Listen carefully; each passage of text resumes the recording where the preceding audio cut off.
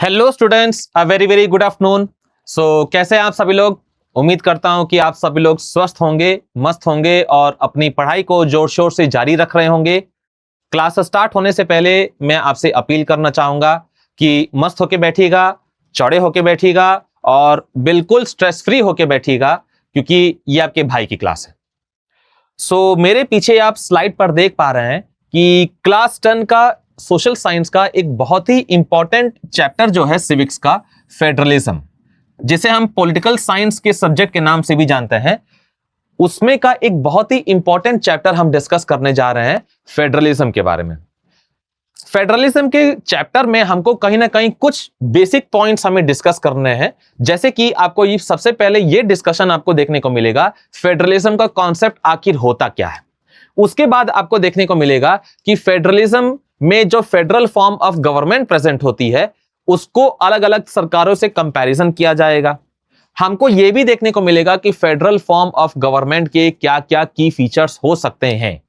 साथ में हमको इस चैप्टर में यह भी देखने को मिलेगा कि हमको फेडरल फॉर्म ऑफ गवर्नमेंट हमारे देश में किस तरह से लागू किया गया है, फेडरलिज्म का कॉन्सेप्ट किस तरह से लागू किया गया है, फेडरल फॉर्म ऑफ गवर्नमेंट हमारे यहां पे किस तरह से इस्टेब्लिश किया गया है। और एट द लास्ट आपको देखने को मिलेगा इस चैप्टर में कि हमारे यहां पे जो third level of government present है, जिसे हम पंचायत या म्युनिसिपैलिटीज के नाम से जानते हैं, रूरल और अर्बन एरियाज में, तो उन पंचायत और म्युनिसिपैलिटीज के बारे में भी हम विस्तार में डिस्कशन करेंगे, डिटेल में डिस्कस करेंगे in the chapter of federalism, जो आप मेरे पीछे देख पा रहे हैं स्लाइड पर। तो बिना देर किए हुए let's start the concept of federalism. Federalism का कॉन्सेप्ट वास्तव में यह कहता है कि मिनिमम से मिनिमम 2 लेवल्स ऑफ गवर्नमेंट का प्रेजेंस होना चाहिए। हम देखते हैं कि हमारे यहां पे सेंट्रल गवर्नमेंट प्रेजेंट है जो पूरे देश को चलाती है। हम देखते हैं कि हमारे यहां पे अलग अलग राज्यों में अलग अलग राज्य सरकारें हैं, यानी कि अलग अलग स्टेट गवर्नमेंट्स हैं जो अपने अपने रिस्पेक्टिव स्टेट्स को चलाती हैं। और हमको देखने को मिलता है कि हमारे यहां पे एक थर्ड लेवल ऑफ गवर्नमेंट भी प्रेजेंट है, जिनको हम रूरल एरियाज में पंचायत के नाम से जानते हैं, अर्बन एरियाज में म्युनिसिपैलिटीज के नाम से जानते हैं। लेकिन अभी हम थर्ड लेवल ऑफ गवर्नमेंट की बात नहीं कर रहे हैं, अभी हम खाली बात कर रहे हैं कि जनरल कॉन्सेप्ट ऑफ फेडरलिज्म जो कि पूरी दुनिया में अप्लाई किया जाता है, उसका मतलब यह होता है मिनिमम से मिनिमम 2 लेवल्स ऑफ गवर्नमेंट का प्रेजेंट होना। एक होती है सेंट्रल गवर्नमेंट जिसका ज्यूरिसडिक्शन पूरे देश में होता है, एक होती है स्टेट गवर्नमेंट जिसका ज्यूरिसडिक्शन अपने रिस्पेक्टिव स्टेट में होता है। यह हमको देखने को मिलता है फेडरलिज्म का एक जनरल कॉन्सेप्ट जो कि पूरी दुनिया में अप्लाई किया जाता है in most of the countries including India. लेकिन जैसा मैंने आपको पहले बताया है कि हमारे यहां पे एक थर्ड लेवल ऑफ गवर्नमेंट भी प्रेजेंट रहती है, पंचायत और म्युनिसिपैलिटीज के रूप में, जिसको हम इस चैप्टर के लास्ट में डिटेल में डिस्कस करेंगे। अभी मैंने आपको खाली जनरल कॉन्सेप्ट बताया फेडरलिज्म का, जो पूरी दुनिया में अलग अलग देशों में लागू होता है। कहीं ना कहीं आपको देखने को मिलेगा कि जो ये वर्ड है फेडरलिज्म, इस कॉन्सेप्ट को सबसे पहले लागू किया गया था इन 1867 इन कनाडा। लेकिन उसके बाद से हमको देखने को मिलता है कि धीरे धीरे जैसे और भी कई सारे एशियन और अफ्रीकन कंट्रीज और यूरोपियन कंट्रीज अपना इंडिपेंडेंस अचीव करते हैं या मोनार्कियल रूलर से अपने आप को फ्री करते हैं, वैसे वैसे समय बीतने के साथ साथ हमको देखने को मिलता है कि कई सारे Asian countries, European countries, African countries में यह कॉन्सेप्ट लागू किया जाता है। उन सभी देशों में भी फेडरल फॉर्म ऑफ गवर्नमेंट का फॉर्मेशन किया जाता है, यानी कि सेंट्रल गवर्नमेंट और स्टेट गवर्नमेंट्स का फॉर्मेशन किया जाता है। लेकिन जब भी आप फेडरल वर्ड आप पढ़ते हैं गवर्नमेंट के रिस्पेक्ट में, यूनिटरी वर्ड से कंपैरिजन करना इंपॉर्टेंट हो जाता है। क्यों? क्योंकि हमारी दुनिया में कुछ देश ऐसे भी हैं जहां पे पहले से सिर्फ और सिर्फ सेंट्रल गवर्नमेंट का प्रेजेंस देखने को मिलता है, या हमको कुछ ऐसे देश देखने को मिलते हैं जहां पे सेंट्रल गवर्नमेंट का प्रेजेंट होना तो कंपलसरी है, लेकिन स्टेट गवर्नमेंट का प्रेजेंट होना यह पूरी तरह से डिपेंड करता है सेंट्रल गवर्नमेंट की इच्छा के ऊपर, सेंट्रल गवर्नमेंट के विल के ऊपर। और आप यह भी कह सकते हैं कि ऐसे देशों में जहां पर unitary form of government present है, वहां पे स्टेट गवर्नमेंट्स अगर मौजूद हैं तो उनको कौन सी शक्तियां ट्रांसफर की जाएंगी, यह सारा चीज डिसाइड किया जाता है by the central government itself. ये मेन फीचर है यूनिटरी फॉर्म ऑफ गवर्नमेंट का मेरे पीछे आप अलग अलग पॉइंट्स डिफरेंस के देख पा रहे होंगे between the two governments. Federal form of government में जैसा मैंने बताया शुरुआत में कि कम से कम 2 लेवल ऑफ गवर्नमेंट देखने को मिलेगा, लेकिन यूनिटरी फॉर्म ऑफ गवर्नमेंट में ओनली 1 लेवल ऑफ गवर्नमेंट देखने को मिलेगा। ओनली 1 लेवल क्यों लिखा हुआ है? क्योंकि मैंने आपको पहले बताया कि सेंट्रल गवर्नमेंट का फॉर्मेशन होना इसमें कंपलसरी होगा। स्टेट गवर्नमेंट्स इसमें प्रेजेंट रहेंगी कि नहीं रहेंगी, वो कहीं ना कहीं सेंट्रल गवर्नमेंट के विल के ऊपर डिपेंड करेगा। इसी वजह से हमको देखने को मिलता है in a federal form of government political powers दोनों गवर्नमेंट्स के बीच में शेयर किए जाते हैं, जबकि यहां पे सेंट्रल गवर्नमेंट के पास सारी शक्तियां रहती हैं। वो डिसाइड करती है कि अगर वो स्टेट गवर्नमेंट्स का फॉर्मेशन कर रही है तो स्टेट गवर्नमेंट्स को कौन से पावर ट्रांसफर किए जाएंगे। फिर से अगर हम फेडरल गवर्नमेंट की बात करें, यहां पे सबसे ज्यादा इंपॉर्टेंट आपको देखने को मिलेगा एक रिटन कॉन्स्टिट्यूशन, ओरल कॉन्स्टिट्यूशन नहीं, एक रिटन कॉन्स्टिट्यूशन देखने को मिलेगा, और वो भी रिजिड रहेगा। रिजिड कहने का मतलब यह है कि जैसे सेंट्रल गवर्नमेंट और स्टेट गवर्नमेंट को अलग अलग शक्तियां दी गई हैं by the constitution in a federal government, तो उसमें हमको यह देखने को मिलेगा कि जो रूल्स, जो लॉज सेंट्रल गवर्नमेंट के लिए मेंशन है इन द कॉन्स्टिट्यूशन, उन लिमिट्स के बाहर जाकर सेंट्रल गवर्नमेंट अपनी मर्जी से कोई फंक्शन नहीं कर सकती है। स्टेट गवर्नमेंट्स के लिए जो लॉज, जो रूल्स बने हुए हैं, उन लिमिट्स के बाहर जाकर स्टेट गवर्नमेंट्स कोई फंक्शन नहीं कर सकती है। इसीलिए यहां पे कॉन्स्टिट्यूशन को रिजिड बोला गया है, और कोडिफाइड इसलिए बोला गया है क्योंकि अलग अलग तरह के आर्टिकल्स भी मौजूद रहते हैं दोनों के लिए। जबकि अगर हम यूनिटरी गवर्नमेंट की बात करें तो यहां पे कॉन्स्टिट्यूशन को फ्लेक्सिबल बोला गया है। फ्लेक्सिबल इसलिए बोला गया है, जैसे मैं अगर ब्रिटेन नामक कंट्री का एग्जांपल लूं, वहां पे एक ओरल कॉन्स्टिट्यूशन मौजूद है।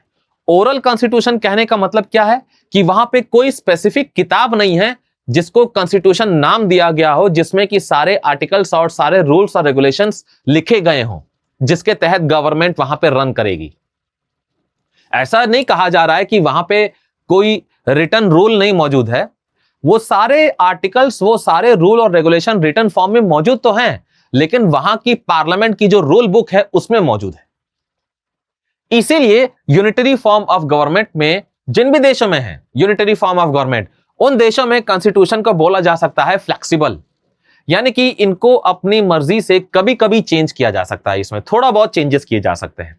एंड अनकोडिफाइड, जैसा मैंने पहले बताया कि कोई स्पेसिफिक कॉन्स्टिट्यूशन नाम की किताब प्रेजेंट नहीं है इन देशों में जहां पर अलग अलग तरह के आर्टिकल्स, अलग अलग तरह के रूल रेगुलेशंस लिखे हों।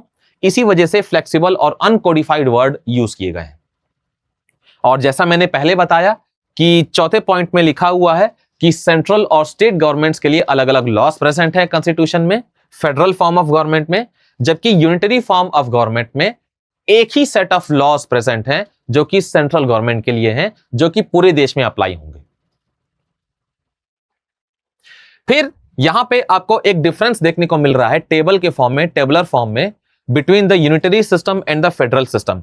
कहीं ना कहीं इनके बीच में जो डिफरेंसेस हैं उनको हमने पिछले स्लाइड में डिस्कस करने का कोशिश किया है। यहां पे कुछ और डिफरेंस दिए हुए हैं। There is only 1 level of government और the sub units are subordinate to the central government. जैसा मैंने बताया कि यूनिटरी फॉर्म ऑफ गवर्नमेंट जिन देशों में है, वहां पे सेंट्रल गवर्नमेंट डिसाइड करती है कि स्टेट गवर्नमेंट का फॉर्मेशन किया जाएगा कि नहीं किया जाएगा। कुछ वैसा ही चीज यहां पे लिखा हुआ है कि there is only 1 level of government और द सब यूनिट्स यानी कि state governments are subordinate to the central government, यानी कि सेंट्रल गवर्नमेंट के ऊपर डिपेंडेंट है स्टेट गवर्नमेंट की पावर्स, कि स्टेट गवर्नमेंट को कौन कौन सी पावर्स ट्रांसफर की जाएगी वो सेंट्रल गवर्नमेंट डिसाइड करेगी। इसीलिए बोला जाता है कि in these countries which have unitary system of government, state governments are subordinate, वो उनके अंडर में काम करते हैं। State governments are subordinate to the central government, जबकि इन अ फेडरल सिस्टम यहां पे कंपलसरी है कि 2 लेवल्स की गवर्नमेंट मिनिमम से मिनिमम मौजूद रहेगा, यानी कि सेंट्रल और स्टेट गवर्नमेंट्स ये दोनों टाइप की सरकारें मिनिमम से मिनिमम मौजूद रहेंगी और कोई भी एक दूसरे की सबऑर्डिनेट नहीं है। ना तो सेंट्रल गवर्नमेंट को कहा जा सकता है फेडरलिज्म में कि वो स्टेट गवर्नमेंट के अंडर सबऑर्डिनेट है, ना तो स्टेट गवर्नमेंट्स को कहा जा सकता है कि वो सेंट्रल गवर्नमेंट के अंडर सबऑर्डिनेट है। क्यों? क्योंकि दोनों के लिए अलग अलग सेट ऑफ रूल्स, अलग अलग सेट ऑफ लॉज प्रेजेंट हैं एक रिटन कॉन्स्टिट्यूशन के अंडर, जिन के हिसाब से ही उनको अपना ऑफिशियल फंक्शन परफॉर्म करना है। फिर से यहां पे लिखा हुआ है कि central government can pass orders to the provincial और लोकल गवर्नमेंट। जैसा मैंने पहले बताया कि स्टेट गवर्नमेंट्स अगर यूनिटरी फॉर्म ऑफ गवर्नमेंट वाले देशों में फॉर्म होंगे तो वहां पे मौजूद सेंट्रल गवर्नमेंट डिसाइड करेगी कि इन प्रोविंशियल गवर्नमेंट्स को, इन स्टेट गवर्नमेंट्स को कौन कौन से पावर्स ट्रांसफर किए जाएंगे। जबकि अगर हम दूसरी तरफ बात करें फेडरल सिस्टम में, तो उसमें हमको देखने को मिलता है कि कोई भी किसी को ऑर्डर इश्यू नहीं कर सकता है अंडर नॉर्मल कंडीशंस। ना तो सेंट्रल गवर्नमेंट स्टेट गवर्नमेंट को ऑर्डर इश्यू कर सकती है अंडर नॉर्मल कंडीशंस, और स्टेट गवर्नमेंट तो वैसे ही नहीं ऑर्डर इश्यू कर सकता है अंडर नॉर्मल कंडीशंस। फिर से दिया हुआ है central government is the supreme and the administrative divisions exercise only the powers that the central government has delegated to them. यानी कि जैसा मैंने पहले बताया आपको कि सेंट्रल गवर्नमेंट कहीं ना कहीं डिसाइड करती है कि स्टेट गवर्नमेंट्स का एग्जिस्टेंस रहेगा कि नहीं रहेगा, कौन कौन सी शक्तियां उनको ट्रांसफर की जाएंगी, ये सारा कुछ सेंट्रल गवर्नमेंट के द्वारा डिसाइड किया जाएगा। यही चीज हमको देखने को मिल रहा है इस पूरे यूनिटरी सिस्टम में। जबकि अगर हम फेडरल सिस्टम की बात करें तो state governments has the power of its own for which it is not answerable to the central government. Normal conditions में देखा जाता है फेडरल फॉर्म ऑफ गवर्नमेंट जैसे देशों में, जैसे कि हमारे देश में भी नॉर्मल कंडीशंस में देखा जाता है कि स्टेट गवर्नमेंट अपने ऑफिशियल फंक्शंस कुछ भी परफॉर्म करे, उसको सेंट्रल गवर्नमेंट को आंसर देने की जरूरत नहीं है। क्यों? क्योंकि फेडरल फॉर्म ऑफ गवर्नमेंट में एक रिटन कॉन्स्टिट्यूशन प्रेजेंट है जिसमें कि स्टेट गवर्नमेंट के लिए अलग से लॉज बने हुए हैं और वो उन्हीं लॉज को फॉलो करती है, इसलिए उसको उसके काम में सेंट्रल गवर्नमेंट किसी भी तरह का इंटरफेरेंस नहीं कर सकती है, किसी भी तरह का हस्तक्षेप नहीं कर सकती है अंडर नॉर्मल कंडीशंस। और साथ में हमको यह भी देखने को मिलता है कि क्योंकि दोनों के अलग अलग सेट ऑफ रूल्स, अलग अलग सेट ऑफ आर्टिकल्स प्रेजेंट हैं, तो इसलिए state government is not answerable to the central government for any official function performed by it. ये सारे इन दो स्लाइड्स में आपने देखे point of differences between the unitary system and the federal system.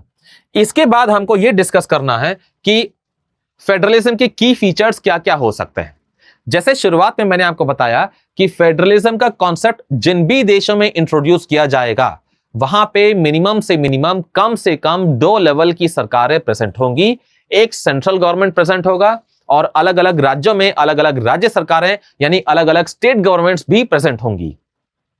यह बात अलग है कि अगर हमको एक थर्ड लेवल ऑफ गवर्नमेंट देखने को मिल जाए कुछ देशों में तो वो बात अलग है, लेकिन फेडरलिज्म में पहला फीचर यही कहा गया है कि मिनिमम से minimum 2 levels of government will be present. दूसरा पॉइंट आपको यह कहता है की फीचर्स में कि हर एक गवर्नमेंट का अपना अपना ज्यूरिसडिक्शन होगा जिसके मुताबिक वो फंक्शन करेगी अपना। जैसे सेंट्रल गवर्नमेंट का ज्यूरिसडिक्शन, हमारी गवर्नमेंट ऑफ इंडिया का जो ज्यूरिसडिक्शन है वो सिर्फ हमारे देश में है, इसलिए हम ये नहीं कह सकते हैं कि हमारी गवर्नमेंट ऑफ इंडिया के द्वारा बनाया गया कोई भी रूल, कोई भी लॉ वो कहीं किसी और फॉरेन कंट्री में लागू किया जाए, ऐसा पॉसिबल नहीं है। तो different types of government have the different jurisdiction, have their own respective jurisdictions. Central government का ज्यूरिसडिक्शन हमारे यहां पे पूरे देश में है, स्टेट गवर्नमेंट का ज्यूरिसडिक्शन अपने अपने रिस्पेक्टिव स्टेट्स में है। ज्यूरिसडिक्शन का मतलब मैंने आपको पहले ही बता दिया है, एरिया ऑफ फंक्शनिंग को बोला जाता है ज्यूरिसडिक्शन। फिर से तीसरा पॉइंट ये लिखा हुआ है कि ये सारे जो लॉज हैं, ये सारे जो रूल्स हैं जो सेंट्रल गवर्नमेंट और स्टेट गवर्नमेंट्स के लिए अलग अलग प्रेजेंट हैं फेडरलिज्म में, इनको कॉन्स्टिट्यूशन के द्वारा गारंटी किया गया है। यानी कि जैसा मैंने पहले बताया पिछले स्लाइड में कि सेंट्रल और स्टेट गवर्नमेंट्स के लॉज, रूल्स, रेगुलेशन सब लिखे हुए हैं एक रिटन कॉन्स्टिट्यूशन में, और उन्हीं के मुताबिक उनको अपना सारा ऑफिशियल फंक्शंस परफॉर्म करना है। इसके अलग जाके वो अपनी मर्जी से कुछ भी नहीं कर सकते हैं अगर ऑफिशियल फंक्शंस की बात की जाए। तो ऐसा ही कुछ लिखा हुआ है यहां पे कि इनको कॉन्स्टिट्यूशन के द्वारा गारंटी किया गया है इन सारे रूल्स को जो अलग अलग तरह की सरकारों को दिया गया है, अलग अलग रूल्स। फिर से आप देख रहे हैं चौथे पॉइंट के तौर पर कि कुछ फंडामेंटल प्रोविजंस हैं।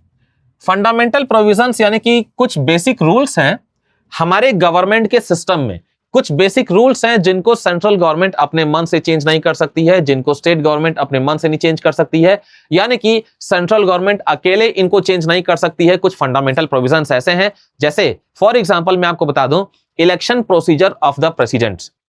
अब उसमें आप कहीं ना कहीं देखते होंगे कि प्रेसिडेंट का जो इलेक्शन का जो प्रोसेस होता है उसमें लोकसभा और राज्यसभा के एमपीज तो मौजूद होते ही हैं, लेकिन अलग अलग स्टेट लेजिस्लेटिव असेंबलीज के जो इलेक्टेड एमपीज हैं, वो भी इलेक्टेड एमएलएस हैं, वो भी मौजूद रहते हैं in the election of the president. तो ऐसे ही कुछ और भी कई सारे फंडामेंटल प्रोविजंस हैं, यानी कि बेसिक रूल्स हैं हमारी गवर्नमेंट सिस्टम में, जिनको एक लेवल ऑफ गवर्नमेंट अकेले चेंज नहीं कर सकती है। ना तो सेंट्रल गवर्नमेंट अकेले चेंज कर सकती है, ना तो स्टेट गवर्नमेंट अकेले चेंज कर सकती है। ऐसे फंडामेंटल प्रोविजंस में किसी भी तरह का अमेंडमेंट करने के लिए, किसी भी तरह का चेंज करने के लिए हमको दोनों लेवल्स ऑफ गवर्नमेंट का अप्रूवल चाहिए, दोनों लेवल्स ऑफ गवर्नमेंट का कंसेंट चाहिए, मंजूरी चाहिए। फिर से अगला पॉइंट ये लिखा है, पांचवा पॉइंट ये लिखा है, हमारे यहां पे अलग अलग तरह की कोर्ट्स प्रेजेंट है। आप देखते होंगे हमारे देश में सुप्रीम कोर्ट प्रेजेंट है, हाई कोर्ट्स अलग अलग स्टेट्स में प्रेजेंट है, और अलग अलग डिस्ट्रिक्ट्स में डिस्ट्रिक्ट कोर्ट्स भी आपको देखने को मिलते हैं। ये जो अलग अलग तरह की कोर्ट्स प्रेजेंट हैं, इनको वास्तव में कहा जाता है these have the power to interpret the constitution. असल में क्या है कि कॉन्स्टिट्यूशन में जितने भी रूल रेगुलेशंस लिखे हुए हैं और जितने भी आर्टिकल्स मेंशन किए गए हैं, वो सब उस समय के वकीलों के द्वारा बनाए गए हैं। तो वो सब इतने कठिन भाषा में बनाए गए हैं कि कॉमन पीपल के लिए उनको समझना काफी ज्यादा मुश्किल है। कॉमन पीपल तो उसको कई बार समझ भी नहीं पाते हैं कि आखिर वो किस चीज के बारे में लिखा है। इतने कठिन लैंग्वेज में वो सब लिखा हुआ है, वो अलग अलग रूल्स और रेगुलेशंस और अलग अलग लॉज। इसी वजह से हमारे यहां पे अलग अलग तरह की कोर्ट्स को यह पावर दिया गया है कि वो कॉन्स्टिट्यूशन के समय समय पर, जैसे जैसे उनके पास जो भी अलग अलग तरह के केसेस आते हैं कोर्ट्स में, वैसे वैसे समय समय पर वो कॉन्स्टिट्यूशन में दिए गए अलग अलग रूल्स, अलग अलग रेगुलेशंस, अलग अलग आर्टिकल्स को आसान भाषा में ट्रांसलेट करेंगे, इंटरप्रेट करेंगे। ये अलग अलग तरह के 5 फीचर्स आपको दिए हुए हैं फेडरलिज्म के बारे में। इसके बाद मैं ये कहना चाहूंगा कि अगर आपको ऐसे और भी कई सारे इंफॉर्मेटिव वीडियोस चाहिए जो कि आपके सोशल साइंस के सब्जेक्ट से रिलेटेड हो, तो शिक्षा नेशन के इस अमेजिंग यूट्यूब चैनल को सब्सक्राइब करना मत भूलिएगा।